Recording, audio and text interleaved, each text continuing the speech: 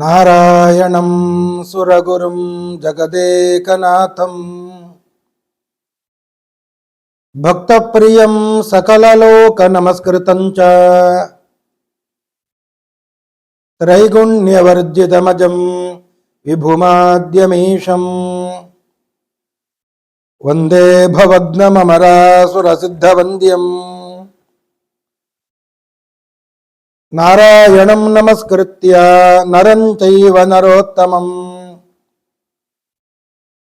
ದೇವೀಂ ಸರಸ್ವತೀಂ ವ್ಯಾಸಂ ತತೋ ಜಯಮುದೀರಯೇ. ಶ್ರೀ ಗುರುಭ್ಯೋ ನಮಃ. ಹರಿ ಓಂ.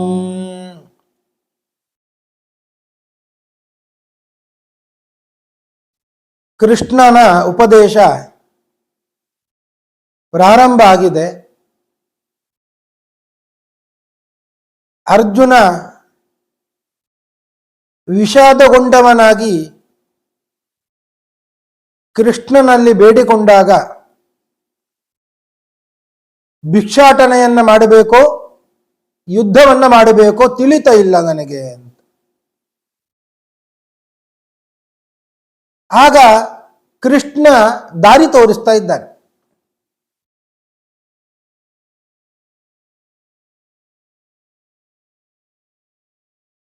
ನಿನ್ನ ಬುದ್ಧಿಗೆ ತೋಚಿದ ಮಾತುಗಳು, ಶಾಸ್ತ್ರಸಮ್ಮತವಲ್ಲದ ಮಾತುಗಳನ್ನು ಆಡ್ತಾ ಇದ್ದೀಯಾ?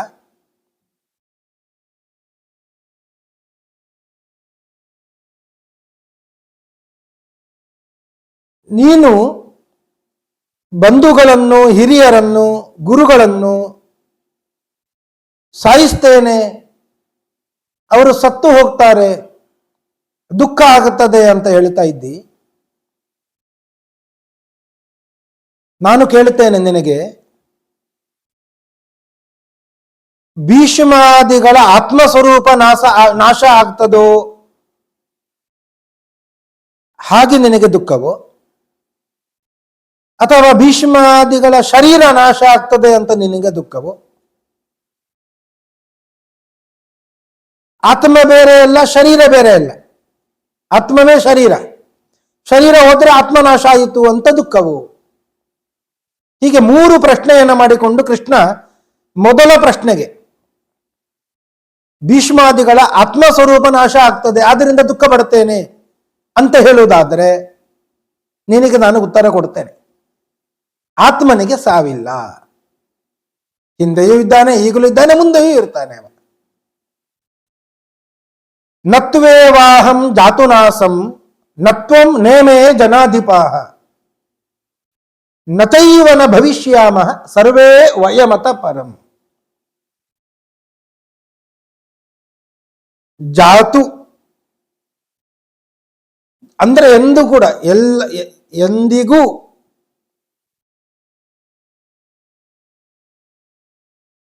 ಅಹಂ ನ ನಾಸಂ, ಅಹಂ ನ ನಾಸಂ. ಅಹಂ ಅಂದ್ರೆ ನಾನು, ಕೃಷ್ಣ ಹೇಳ್ತಾ ಇದ್ದಾನೆ, ನಾನು ಹಿಂದೆ ಇದ್ದಿಲ್ಲ ಅಂತ ಇಲ್ಲ, ಹಿಂದೆ ನಾನು ಇದ್ದೆ. ತ್ವಂ ನೀನು,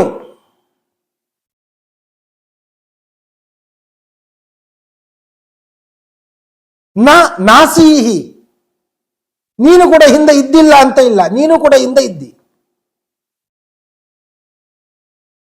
ಇಮೇ ಜನಾಧಿಪಾಹ ನ ನಾಸನ್. ಈ ರಾಜಾದಿ ರಾಜರು ಹಿಂದೆ ಅವರು ಕೂಡ ಇದ್ದಿಲ್ಲ ಅಂತ ಇಲ್ಲ, ಅವರು ಕೂಡ ಇದ್ದರು. ಅರ್ಥಾತ್ ನಾನು, ನೀನು, ಈ ಎಲ್ಲ ರಾಜಾದಿರಾಜರು ಹಿಂದೆಯೂ ಇದ್ರು.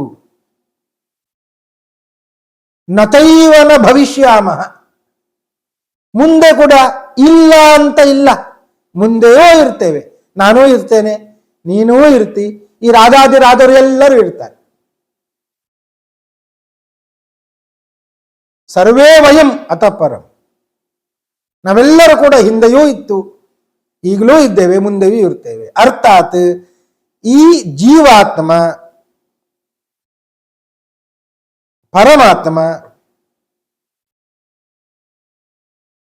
ಅದಕ್ಕೆ ಸಾವಿಲ್ಲ. ಆತ್ಮನಿಗೆ ಸಾವಿಲ್ಲ, ಅನಾದಿ ನಿತ್ಯ. ಅನಾದಿ ನಿತ್ಯ. ಅನಾದಿ ಅಂದ್ರೆ ಉತ್ಪತ್ತಿ ಇಲ್ಲ, ನಿತ್ಯ ಅಂದ್ರೆ ಸಾವಿಲ್ಲ, ನಾಶ ಇಲ್ಲ. ಉತ್ಪತ್ತಿ ರಹಿತರು, ಸಾವಿಲ್ಲದವರು.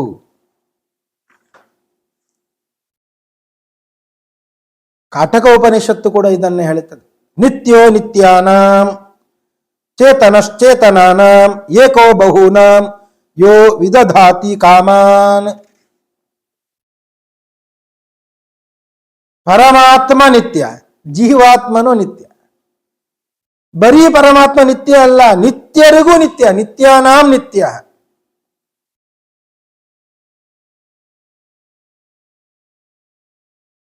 ಪರಮಾತ್ಮನೂ ನಿತ್ಯ, ಜೀವಾತ್ಮನೂ ನಿತ್ಯ ಅಂದ್ರೆ ಪರಮಾತ್ಮನಿಗೂ ನಿತ್ಯರಿಗೂ ಜೀವಾತ್ಮನಿಗೂ ಏನು ಸಾಮ್ಯ ಬಂತು?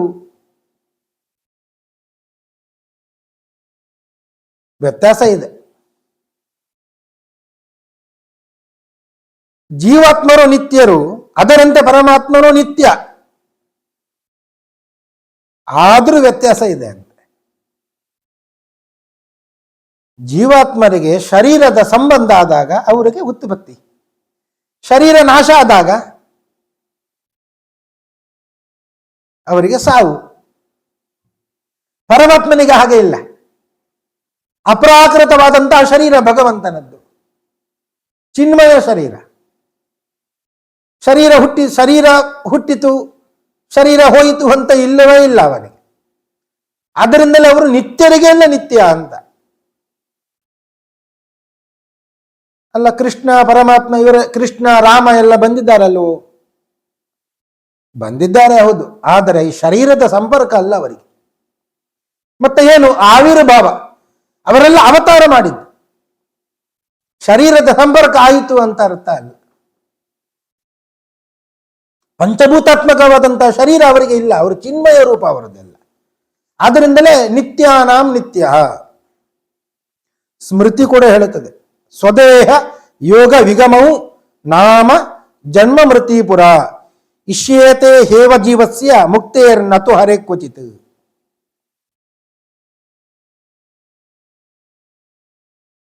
ಜೀವರಿಗೆ ಎಲ್ಲ, ಜೀವಾತ್ಮರಿಗೆ ದೇಹದ ಸಂಯೋಗ ಆದಾಗ ಉತ್ಪತ್ತಿ, ದೇಹದ ವಿಯೋಗ, ಶರೀರದ ವಿಯೋಗ ಆದಾಗ ನಾಶ. ಎಲ್ಲಿವರೆಗೆ ಅಂದ್ರೆ ಮೋಕ್ಷ ಸಿಗುವ ತನಕವೂ ಹಾಗೆ. ಆದರೆ ಇದು ನ ಹರೇ ಕ್ವಚಿತ್, ಭಗವಂತನಿಗೆ ಹೀಗೆ ಇಲ್ಲ. ಅವ ಪರಮಾತ್ಮ, ಅವನಿಗೆ ದೇಹದ ವಿಯೋಗ, ದೇಹದ ಸಂಬಂಧ ಇದು ಯಾವುದು ಅವನಿಗೆ ಇಲ್ಲ. ಆದ್ರಿಂದಲೇ ಜೀವಾತ್ಮನೂ ನಿತ್ಯ, ಪರಮಾತ್ಮನೂ ನಿತ್ಯ. ಕೃಷ್ಣ ಹೇಳ್ತಾ, ನಾನೂ ಇದ್ದೆ, ನೀನೂ ಇದ್ದಿ. ಈ ರಾಜರೆಲ್ಲರೂ ಇದ್ರು. ಆದರೂ ಜೀವಾತ್ಮನಿಗೆ ಪರಮಾತ್ಮನಿಗೆ ಸ್ವಲ್ಪ ವ್ಯತ್ಯಾಸ ಇದೆ. ದೇಹದ ಸಂಬಂಧ ಭಗವಂತನಿಗೆ ಇಲ್ಲ. ಹೀಗೆ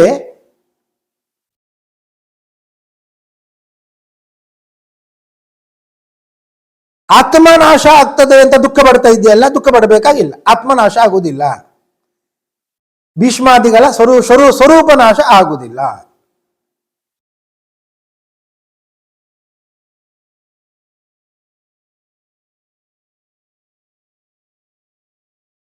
ಈ ಜೀವರೆಲ್ಲ ಅನಾದಿ ನಿತ್ಯರು ಅಂತ ಮೇಲೆ ನೀನು ಯುದ್ಧದಲ್ಲಿ ಸಾಯಿಸ್ತೇನೆ, ಸತ್ತು ಹೋಗ್ತಾರೆ, ಆದ್ದರಿಂದ ದುಃಖ ಪಡ್ತೇನೆ, ಇದು ಪ್ರಾಜ್ಞವಾದ, ಬುದ್ಧಿವಂತರಿಗೆ ವಿರುದ್ಧವಾದಂತಹ ಮಾತು ಇದು.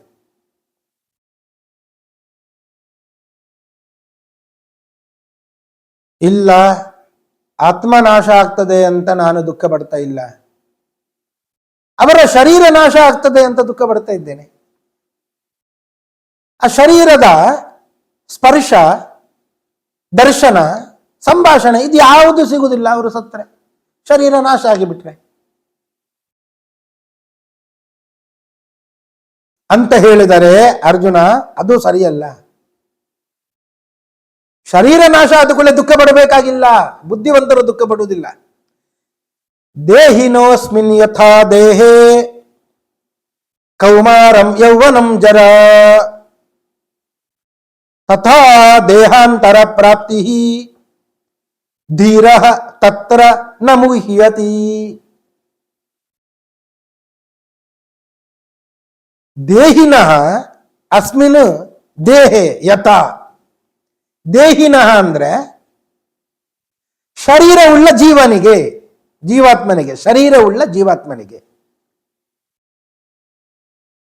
ಈ ಶರೀರದಲ್ಲಿ ಯಾವ ರೀತಿಯಾಗಿ ಕೌಮಾರ, ಯೌವನ,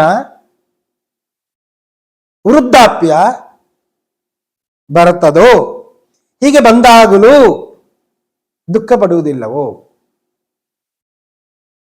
ಬಾಲ್ಯಾವಸ್ಥೆ ಇತ್ತು, ಅದೇ ಶರೀರಕ್ಕೆ ಮುಂದೆ ಯೌವನಾವಸ್ಥೆ ಬಂತು, ಏನು ದುಃಖ ಆಗುವುದಿಲ್ಲ. ಯೌವನಾವಸ್ಥೆ ಹೋಯಿತು, ವೃದ್ಧಾಪ್ಯ ಬಂತು, ದುಃಖ ಪಡುವುದಿಲ್ಲ. ಹಾಗೆಯೇ ದೇಹಾಂತರ ಪ್ರಾಪ್ತಿ, ಈ ಶರೀರವೇ ಹೋಯಿತು, ಈ ಜೀವಾತ್ಮನಿಗೆ ಈ ಶರೀರವೇ ಹೋಯಿತು, ನಾಶವಾಗಿ ಹೋಯಿತು, ಬೇರೆ ಒಂದು ಶರೀರ ಬಂದು ಬಿಡುತ್ತದೆ. ಮತ್ತೆ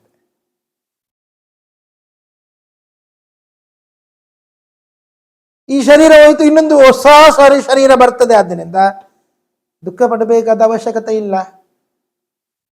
ತಥಾ ದೇಹಾಂತರ ಪ್ರಾಪ್ತಿ, ಈ ವಿಷಯದಲ್ಲಿ ಧೀರ ಬುದ್ಧಿವಂತನಾದವ ನ ಮುಹ್ಯತಿ, ಮೋಹಗೊಳ್ಳುವುದಿಲ್ಲ.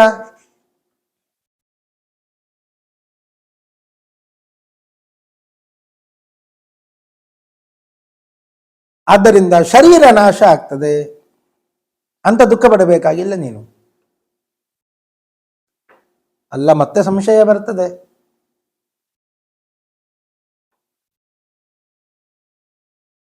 ಈ ಶರೀರ, ಇದೇ ಶರೀರದಲ್ಲಿ ಈ ಕೌಮಾರಾವಸ್ಥೆಯಲ್ಲಿ ಇರುವ ಶರೀರಕ್ಕೆ ಮುಂದೆ ಯೌವನಾವಸ್ಥೆ ಬರ್ತದೆ. ಯೌವನಾವಸ್ಥೆ ಇರುವ ಶರೀರಕ್ಕೆ ಮುಂದೆ ವೃದ್ಧಾಪ್ಯ ಅವಸ್ಥೆ ಬರುವುದು. ಹೌದು, ಸರಿ. ಯುದ್ಧದಲ್ಲಿ ನಾನು ಈ ಭೀಷ್ಮಾದಿಗಳ ಶರೀರವನ್ನ ನಾಶ ಮಾಡಿದ್ದೆ ಅಂತ ಆದ್ರೆ ಅವರಿಗೆ ಬೇರೆ ಶರೀರ ಬರ್ತದೆ, ಆಗ ಅವರು ಸಿಗ್ತಾರೆ ನನಗೆ. ಎಲ್ಲೋ ಹುಟ್ಟುತ್ತಾರೆ ಅವರು. ಈ ಶರೀರದಿಂದ ಅವರನ್ನು ನೋಡುವಾಗೆ ಇಲ್ಲ, ನಾನು ದರ್ಶನ ಇಲ್ಲ, ಸ್ಪರ್ಶನ ಇಲ್ಲ, ಸಂಭಾಷಣೆ ಯಾವುದೂ ಇರುವುದಿಲ್ಲ.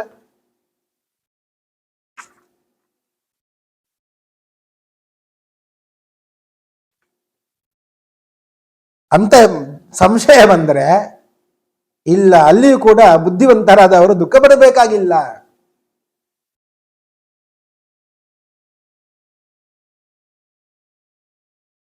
ನಿಷ್ಕದಾನೇನ ಪಟಗ್ರಹಣ ದೃಷ್ಟೇ ಇತಿ.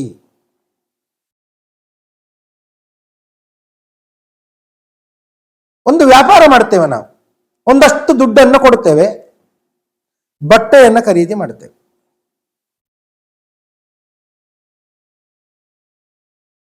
ಹಣವನ್ನು ಕೊಟ್ಟು ಅಂಗಡಿಯಿಂದ ಬಟ್ಟೆಯನ್ನು ಖರೀದಿ ಮಾಡಿದಾಗ ತನ್ನಲ್ಲಿ ಇರುವ ಹಣ ಹೋಯಿತು, ಅದು ಹೋಯಿತು, ಬಟ್ಟೆ ಬಂತು.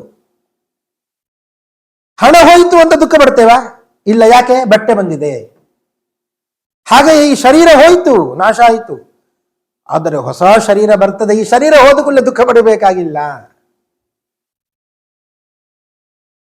ಕುತ್ತಿಗೆಯಲ್ಲಿ ಒಂದು ಒಳ್ಳೆಯ ಆಭರಣ ಇದೆ, ಕಂಠಾಹಾರ,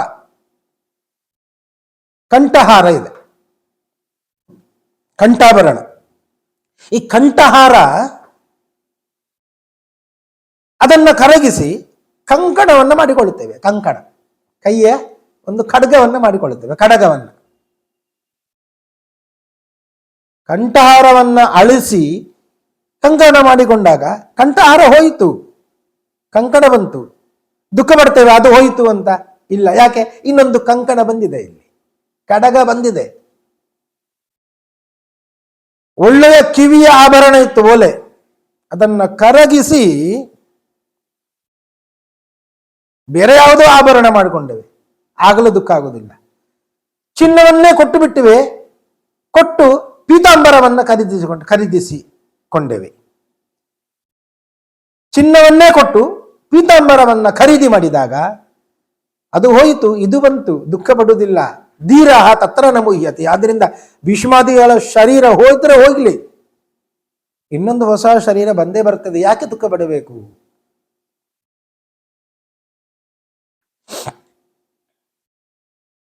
ಆದ್ದರಿಂದಲೇ ಆತ್ಮ ನಾಶ ಆಗ್ತದೆ ಅಂತ ದುಃಖ ಪಡಬೇಡ, ಶರೀರ ನಾಶ ಆಗ್ತದೆ ಅಂತ ದುಃಖ ಪಡಬೇಡ.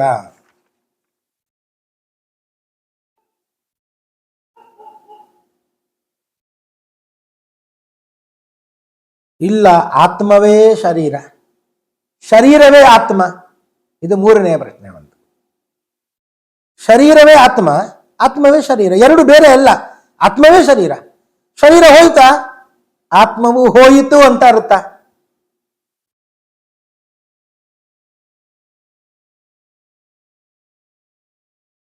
ಆದ್ದರಿಂದ ದುಃಖ ಪಡ್ತೇನೆ. ಶರೀರ ಆತ್ಮ ಎರಡು ಒಂದೇ ಅಂತ. ಅದಕ್ಕೂ ಇದೇ ಉತ್ತರ.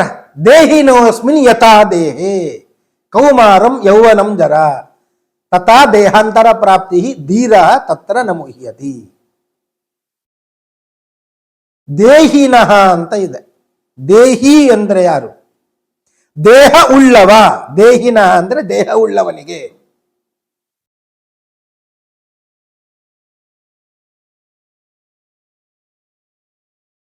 ದೇಹ ಉಳ್ಳವನಿಗೆ ಅರ್ಥಾತ್ ಜೀವಾತ್ಮನಿಗೆ ಅಂತ ಅರ್ಥ. ದೇಹ ಉಳ್ಳವನಿಗೆ, ಈ ಶರೀರ ಉಳ್ಳವನಿಗೆ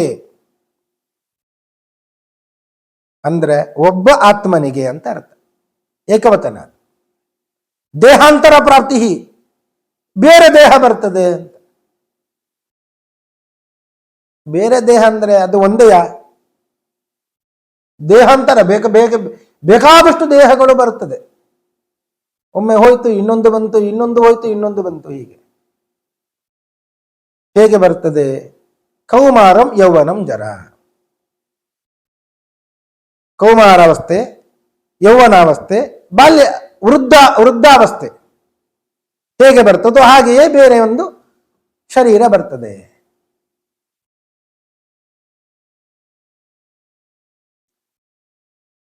ಈ ಅನುಭವ ಹೇಗೆ ಬರ್ತದೆ?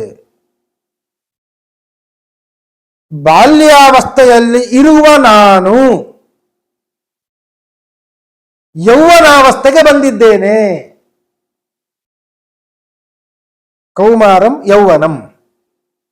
ಬಾಲ್ಯಾವಸ್ಥೆಯಲ್ಲಿ ಇರುವ ನಾನು ಯೌವನಾವಸ್ಥೆಗೆ ಬಂದಿದ್ದೇನೆ. ಯೌವನಾವಸ್ಥೆಯಲ್ಲಿರುವ ನನಗೆ ವೃದ್ಧಾಪ್ಯಾವಸ್ಥೆ ಬಂದಿದೆ. ಯಾರು ತಿಳ್ಕೊಳ್ಳುವುದು? ದೇಹದಲ್ಲಿ ಇರುವ ಜೀವ ತಿಳ್ಕೊಳ್ಳುದು. ದೇಹ ತಿಳ್ಕೊಳ್ಳಿಕ್ಕೆ ಸಾಧ್ಯ ಇಲ್ಲ. ಕೌಮಾರಂ ಯೌವನಂ ಜರ ಅರ್ಥಾತ್ ಈ ತಾರುಣ್ಯ ಅವಸ್ಥೆಯ ಅನುಭವ, ವೃದ್ಧಾಪ್ಯ ಅವಸ್ಥೆಯ ಅನುಭವ ತಿಳ್ಕೊಳ್ಳೋದು ಯಾರು? ಜೀವಾತ್ಮ ತಿಳ್ಕೊಳ್ಳೋದು. ಶರೀರ ತಿಳ್ಕೊಳ್ಳುತ್ತದ? ಅದಕ್ಕೆ ಅದು ಜಡವಾದದ್ದು. ಶರೀರ ಜಡವಸ್ತು, ಆದ್ರಿಂದ ಅದಕ್ಕೆ ಅನುಭವ ಇತ್ಯಾದಿಗಳು ಯಾವುದೂ ಇಲ್ಲ. ಆದ್ದರಿಂದಲೇ ದೇಹಿನಃ, ದೇಹದಲ್ಲಿ ದೇಹ ಇರುವ ಜೀವನಿಗೆ ಅನುಭವ ಬರ್ತದೆ. ಕೌಮಾರಾವಸ್ಥೆಯಲ್ಲಿ ಇರುವ ನನಗೆ ಯೌವನಾವಸ್ಥೆ ಬಂದಿದೆ. ಯೌವನ ಹೋಯಿತು, ವೃದ್ಧಾಪ್ಯಾವಸ್ಥೆ ಬಂದಿದೆ. ಈ ಎಲ್ಲ ಜ್ಞಾನ ಏನು ಅನುಭವ ಬರ್ತದೆ, ಇದು ದೇಹದಲ್ಲಿ ಇರುವ ಆತ್ಮನಿಗೆ ಬರುವಂಥದ್ದು, ದೇಹಕ್ಕೆ ಅಲ್ಲ. ಆದ್ದರಿಂದಲೇ ದೇಹ ಬೇರೆ, ಆತ್ಮ ಬೇರೆ. ದೇಹವೇ ಆತ್ಮ ಅಲ್ಲ.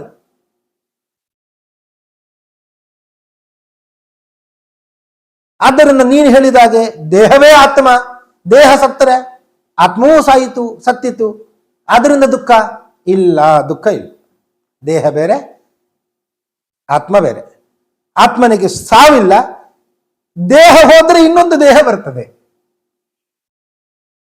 ಸರ್ವಥಾ ನೀನು ಇವರನ್ನೆಲ್ಲ ಸಾಯಿಸಿದೆ ಅಂತ ದುಃಖ ಪಡಬೇಕಾಗಿಲ್ಲ ಅಂತ ಕೃಷ್ಣ ಅವನ ವಿಷಾದವನ್ನ ತೆಗಿಲಿಕ್ಕೆ ಉಪದೇಶವನ್ನ ಮಾಡ್ತಾ ಇದ್ದಾನೆ ಎಂಬಲ್ಲಿಗೆ ಇವತ್ತಿನ ಉಪನ್ಯಾಸವನ್ನ ಮುಗಿಸ್ತಾ ಇದ್ದೇನೆ. ಶ್ರೀ ಕೃಷ್ಣ ಅರ್ಪಣಮಸ್ತು.